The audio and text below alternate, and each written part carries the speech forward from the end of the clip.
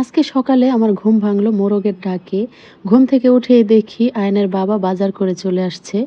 যেহেতু আজকে বন্ধের দিন, আমারও যাওয়ার কথা ছিল, তবে সকালে ঘুম থেকে উঠে আমার একদমই যেতে ইচ্ছে করে নাই।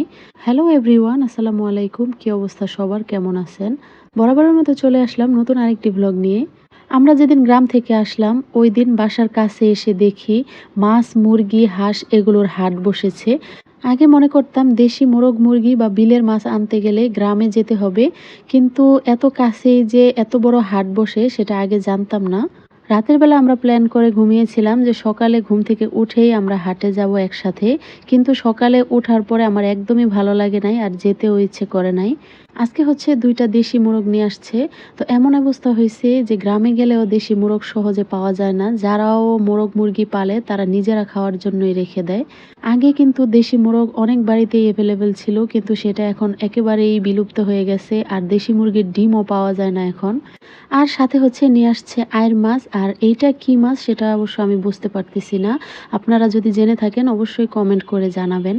দেখতে ইলিশ মাছের মতো, এটা সম্ভবত ইলিশ মাছের বাচ্চাই হবে। আয়নের বাবা এটাকে চাইপলা মাছ ভেবে নিয়ে আসছে। যেহেতু খুব সকাল সকাল মাছ নিয়ে আসছে, আমি কাটতে বসে গেলাম। খুবই শক্ত ছিল কাটাগুলো আর কাটতে পারছিলাম না। বেশিরভাগ মাছই আমাদের হচ্ছে বাজার থেকে কেটে নিয়ে আসে, না হলে আমার হেল্পিং হ্যান্ড কেটে দেয়। আজকের মাছগুলো একদম ফ্রেশ আর তাজা ছিল। সচরাচর ঢাকা শহরে কিন্তু এরকম মাছ সহজে পাওয়া যায় না।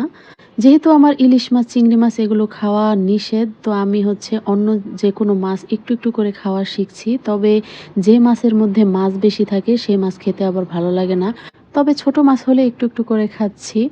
আইড় মাছ, বোয়াল মাছ এগুলো আবার আয়ানের পছন্দ, আর বাচ্চাদের জন্য কিন্তু এই মাছগুলো খুবই সুবিধাজনক। এগুলোর মধ্যে কাঁটা খুবই কম থাকে। আয়ানের বাবা বেশিরভাগ সময় যে কোনো বড় মাছ হলে কেটেই নিয়ে আসে, আর ছোট মাছ কাটতে তো অনেক সময় লাগে, দাঁড়িয়ে থাকতে হবে, সময় নষ্ট, এই জন্য বাসায় নিয়ে আসে। আইড় মাছ কাটা হয়ে গেছে, এখন হচ্ছে আমি ইলিশ মাছের বাচ্চাগুলো কাটবো। তো যেহেতু আমাকে ইলিশ মাছ, গরুর মাংস এগুলো হাত দিয়ে ধরতে নিষেধ করে দিয়েছে, এই জন্য আমি হচ্ছে হাতে হ্যান্ড গ্লোভস লাগিয়ে নিলাম। তবে হ্যান্ড গ্লোভস লাগিয়ে কাটতে কি যে বিরক্ত লাগছিল কি আর বলবো। কিছু করার নাই, তারপরেও পরিস্থিতির শিকার, এই আর কি। যে মাছ কাটতে ৫ মিনিট লাগার কথা সেগুলো একদম প্রায় আধা ঘন্টার মতো সময় নিয়ে তারপর হচ্ছে কাটলাম। কেন যে এত কষ্ট করে মাছগুলো কাটলাম নিজেও জানি না, এগুলো কিন্তু রেখে দিলেই পারতাম। যেদিন আয়ানের স্কুল খোলা থাকে ওই দিন হচ্ছে সকাল সকাল আমার সব ধরনের কাজ কমপ্লিট হয়ে যায়। রান্না বান্নার জন্য সকাল সকালেই সব কিছু গুছিয়ে রাখি, আর গুছানো থাকলে কিন্তু রান্নাটাও খুব তাড়াতাড়ি হয়ে যায়। আর যেদিন ছুটির দিন থাকে ওই দিন তো সব কিছুতে লেট হয়ে যায়। তো যাই হোক, মাছগুলো খুব সুন্দর করে ধুয়ে পরিষ্কার করে নিয়েছি। এখন হচ্ছে রান্নার জন্য নিয়ে বাকিগুলো ফ্রিজে রেখে দেব।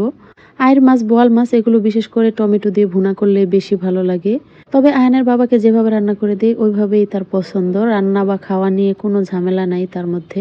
তো এই মাছগুলো আজকে রান্না করার জন্য নিলাম। এগুলো আবার হচ্ছে লবণ দিয়ে খুব ভালো করে ধুয়ে নিব। আমি যখন প্রথম রান্না করতাম তখন আমার সবচেয়ে ভয় লাগতো মাছ ভাজতে, আর হচ্ছে পেঁয়াজ ভাজার পরে যে পানি দেয়া হয় ওইটাও খুব ভয় লাগতো। আমার মা যখন রান্না করতো মাঝে মধ্যে দেখতাম তেলের মধ্যে পানি দেওয়ার সাথে সাথে কড়াই এত গরম হয়ে যেত যে কড়াইয়ের মধ্যে আগুন ধরে যেত। এটা দেখার পরে আমি যখন শুরুর দিকে রান্না করতাম তখন হচ্ছে পানি দেওয়ার আগে চুলাটা অফ করে তারপর হচ্ছে পানি দিতাম, যেহেতু তখন গ্যাসের চুলায় রান্না করা হতো।